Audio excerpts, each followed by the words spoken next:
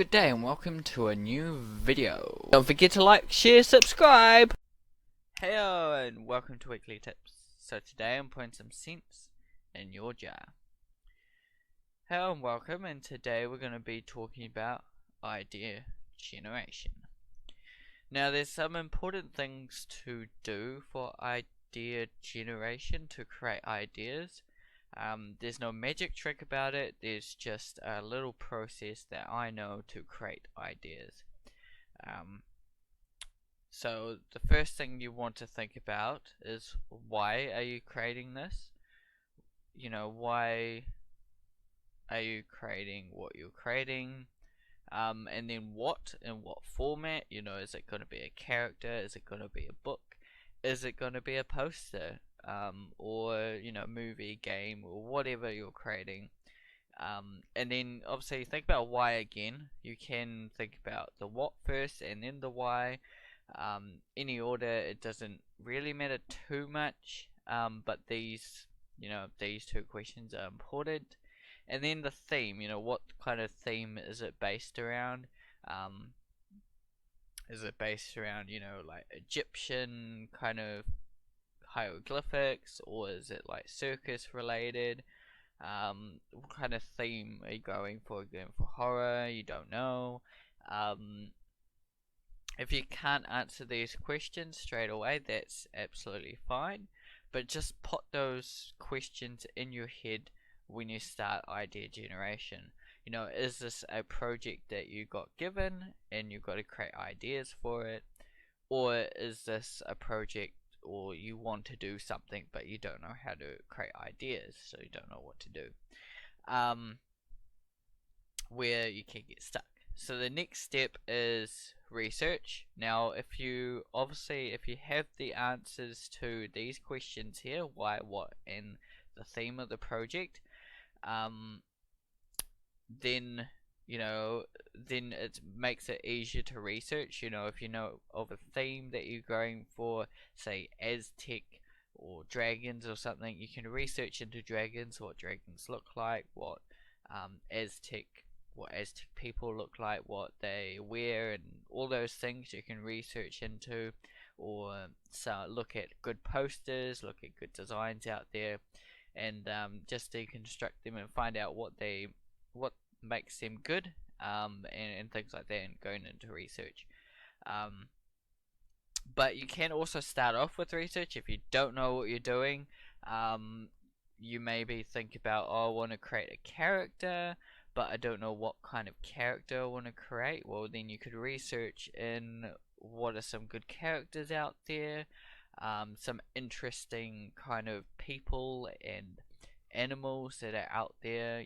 There might be some sort of civilizations or movie you're watching. You might be watching something like, I've heard of this Vikings show, or something like Big Mouth, or anything you're watching at the moment. There may be something that interests you about a character, so you want to make a character based on that.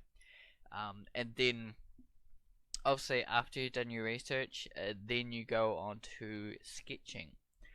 You sketch your ideas, sketch out little thumbnail drawings. So say you want to do character in Big Mouth, like one of the monsters or something. You want to do something similar to that style. Do a quick thumbnails of what kind of features you might have on this character. Those monsters in there, like hormone monsters. Maybe you want to design your own new hormone monster, like what your hormone monster might look like. That would be very interesting. What would he have? Look into animals that have horns, because mostly they're based around, they have these horns. So maybe look at different kinds of horns, like there's big horns on ibexes out there, and lots of goat horns, rhino horns. There's all sorts of horns, so do research in that again. And yeah, do your sketches, and then once you've done a little bit of sketches, go back a little bit to research again. Say if I'm drawing a pug painting of an Iron Man or something, once I've come up with the idea, I then go back and find images based around that. So um, I had to look deep into what Iron Man's suit looks like, what different suits, because he actually has more than one suit that he wears. Um, what suit I was kind of basing it off, and then how to kind of think about how I was gonna base it around a pug as well, so to get lots of pug poses and pug drawings. See what other I looked at what other Iron Man pug paintings were out there, or creations. There weren't many, but there were some that were like, okay, there are some out there. Sometimes you look up something you want to do, and there's millions of people that have done it before you, which is fine. But you got to think about, how you might want to have a different take on it. And just, yeah, repeat this process. So basically, if you get stuck in the sketches, that is absolutely fine. Go back to research again. If you get stuck with research, think about your questions again. Why? Are you creating this thing? You might have what already. You want to create a children's book, or you want to create an animation. Why are you creating this? Are you creating this book to pleasure, make kids enjoy the book? Are you making this animation to teach people something, or to make them laugh? And then what's the theme? Is it something like based around, it could be based around your favorite animation, your favorite movie, or blah blah blah. A bit animation about you watching your a movie or something.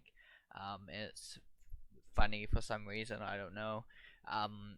Or your daily life. If it's about your daily life, you're trying to teach them like what happens in your life and things like that.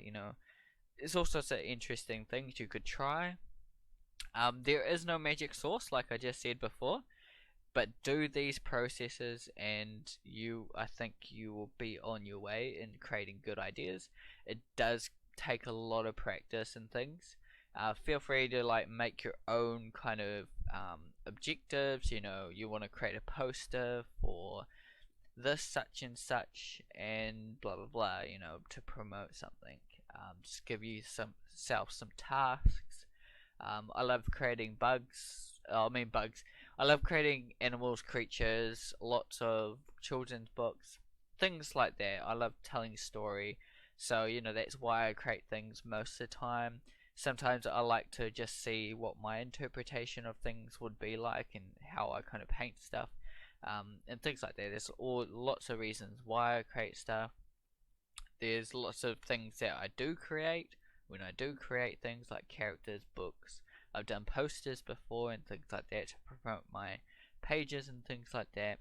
And I love a certain amount of themes. I like all sorts of themes and all sorts of things. So hopefully that does help you in your process for idea generation. Please do like, share, subscribe. Feel free to comment down below if this helped you, or if there's anything you'd like to add to this video.